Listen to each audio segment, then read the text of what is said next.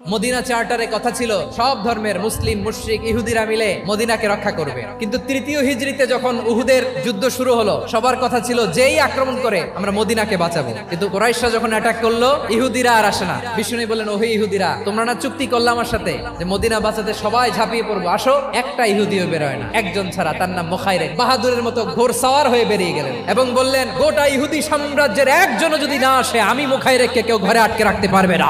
বেরিয়ে আসলেন, এসে বললেন, আমি মুহাম্মদের পক্ষে যুদ্ধ করব, আমি মারা গেলে আমার সম্পদ আমার উত্তরাধিকারীরা পাবে না, আমার সম্পদ তোমরা মুহাম্মদকে দিয়ে দিবা। সুবহানাল্লাহ বলেন। উহুদের ময়দানে 70 জন মুসলমান শহীদ হলো। এই ইহুদি সেও মুসলমানের পক্ষে যুদ্ধ করে নিহত হলো। মুসলিমদের লাশের পাশে মুখাইরিকের লাশ দেখে বিশ্বনবী মুখাইরিকের প্রতি অনেক খুশি হলেন, আর বিশ্বনবী খুশি হয়ে বললেন, মুখাইরিক, যদিও তুমি ইহুদি তারপরেও তুমি সব ইহুদিদের মধ্যে সেরা ইহুদি। পড়েন সুবহানাল্লাহ।